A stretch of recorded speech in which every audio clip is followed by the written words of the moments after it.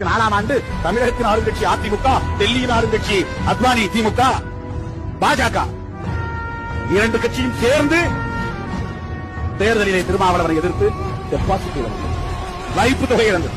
ரெண்டு ஆளும் கட்சி சிதம்பரம் தொகுதியிலே வைப்பு தொகையை இழந்து மிகப்பெரிய தோல்வியை சந்தித்தது. இதை ஒரு நடிகன் செய்திருந்தால் தமிழ்நாட்டு பத்திரிகைகள் அட்டை படத்திலே போட்டிருப்பார்கள், 6 வாரம் எழுதியிருப்பார்கள்.